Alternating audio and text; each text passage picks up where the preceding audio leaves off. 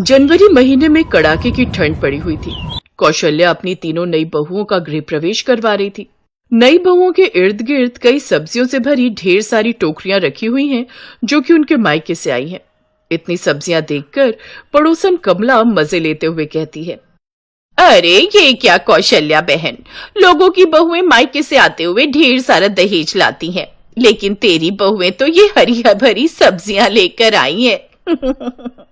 वो क्या है ना कमला, मेरी बहुओं के पिता किसान हैं, खुद की खेतीबाड़ी का काम है उनका, खुद की सब्जियां उगाते हैं, इसलिए 6 महीने की सब्जियां भिजवा दी।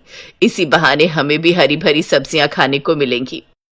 कौशल्या बात को संभाल लेती है, फिर सारी सब्जियां उठाकर रसोई में रख दी जाती हैं। पूरी रसोई उन हरी भरी सब्जियों से भर जाती है, जिसे देख ननद शिवानी अपनी माँ से कहती है, माँ, अपनी ये हरी भरी सब्जियों की रसोई को देखकर तो ऐसा लग रहा है मानो ये कोई सब्जी मंडी हो। बिल्कुल सही कहा बेटी। अगले दिन तीनों बहुएं अपनी पहली रसोई बनाने के लिए आती हैं। बाहर सभी खाने का इंतजार करते हैं। वाह, खुशबू तो ऐसी आ रही है जैसे चिकन राइस बने हो। लगता है वो हमारे मन की बात जान गई। इतनी ठंड में तो गर्मा गर्म चिकन खाने का ही मन करता है। कुछ देर बाद, ये लीजिए माँ जी, आपके पालक पनीर, फ्राई गोभी, धनिया की चटनी, बथुए का रायता और पूड़ी आप सबके लिए पेश है। ये देखकर उन सबका मुंह बन जाता है। बहू, ये सब क्या है? माँ जी, अगर हम ये हरी भरी सब्जियां नहीं बनाते तो ये खराब हो जाएंगी रखे रखे। उस वक्त तो वो सब जैसे तैसे वो खाना खा लेते हैं। फिर शाम को क्या बन रहा है बहू? माँ जी, सरसों का साग और मक्के की रोटी बन रही है। लेकिन मैंने तुम्हें बताया था ना, हमारे यहाँ हरी सब्जियां कम खाते हैं। ज्यादातर हमारे यहाँ अंडा, चिकन, छोले, राजमा यही सब बनते हैं। सबको यही पसंद है। लेकिन माँ जी, छोले राजमा ये सब तो बादी बनाते हैं और हरी सब्जियां नुकसानदायक नहीं होती। ऐसे ही वो कभी पालक पनीर तो कभी मेथी की सब्जी, कुछ न कुछ हरी सब्जियां बनाती रहती, जिन्हें देख उनकी ननद कहती है, बस मुझसे और नहीं खाया जाएगा ये गोबर जैसा दिखने वाला साग, इसलिए मैं तो अपने लिए पिज्जा ऑर्डर कर रही हूँ। ननद अपने लिए पिज्जा ऑर्डर करती है, लेकिन इन सब से भी उनको चैन नहीं आता और वो फिर से अगले दिन अपनी पसंद की भरवा शिमला मिर्च, मटर पुलाव, धनिया पुदीने की चटनी ये सब बनाकर रख देती हैं। अब ये सब देख तो उनके पति भी परेशान होने लगे। क्या यार, तुम सबको कुछ और बनाना नहीं आता क्या? अरे लोग तो जानवरों को बदल बदल कर चारा देते हैं। ये आप कैसी बातें कर रहे हैं जी? एक तो इतने प्यार से इतनी तरह की सब्जी बनाई है हमने। पता है ठंड में रसोई का काम करना कितना मुश्किल होता है।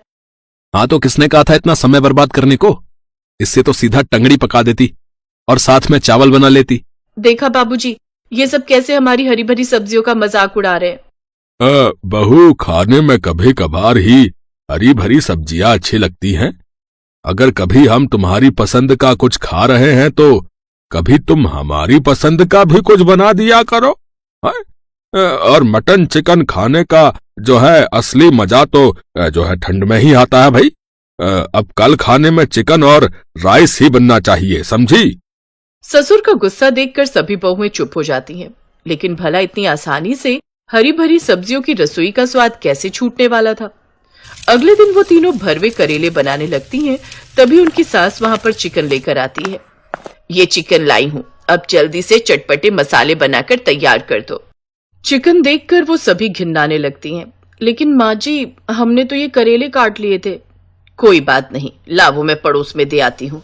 अरे ठंड में तो भला चिकन राइस, मटन, अंडा करी ये सब खाना चाहिए, लेकिन तुम तो हमें गाय भैंस समझकर हर वक्त बस ये हरा चारा ही खिलाती रहती हो। माना कि तुम तीनों के पिता किसान हैं, लेकिन इसका मतलब ये नहीं कि उनके खेत की सारी सब्जी हमने ही खत्म करनी है। लेकिन माँ जी, हमें चिकन बनाना नहीं आता। नहीं आता तो अब सीखना पड़ेगा, क्योंकि यहाँ सबको यही पसंद है और खासकर ठंड के मौसम में। लेकिन माँ जी, ऐसे तो ये सब सब्जियां खराब हो जाएंगी। ये कहकर उनकी सास ने सारी बची हुई सब्जियां एक बोरे में भरी और पड़ोस में जाकर सबको बांट दी। वो बहुएं फोन में देखकर चिकन बनाना सीखती भी हैं, लेकिन उन्हें घिन आती है, इसलिए वो उसे छोड़कर सब दाल बनाने लग जाती हैं। बाहर सभी चिकन के इंतजार में बैठे होते हैं, लेकिन जब वो उनके सामने दाल परोसती हैं तो सभी बड़े गुस्सा हो जाते हैं। ये क्या, माँ तो चिकन लाई थी, फिर ये दाल? ओफो, इन भाभीयों ने तो नाक में दम करके रखा है। हम तो आपके भले के लिए कह रहे थे, हरी सब्जियां, दाल ये सब सेहत के लिए अच्छी होती हैं। लगता है अब इनकी भाषा में ही समझाना पड़ेगा। अगले दिन से सारी रसोई अब खुद सास ही संभालती है और अब वो हर वक्त चिकन ही बनाती है। कभी चिकन बिरयानी, कभी कोरमा, कभी चिकन राइस, साथ ही अपनी बहुओं को भी खाने को कहती है। कुछ ही दिनों में वो खाकर उन तीनों बहुओं की अकल ठिकाने आ जाती है।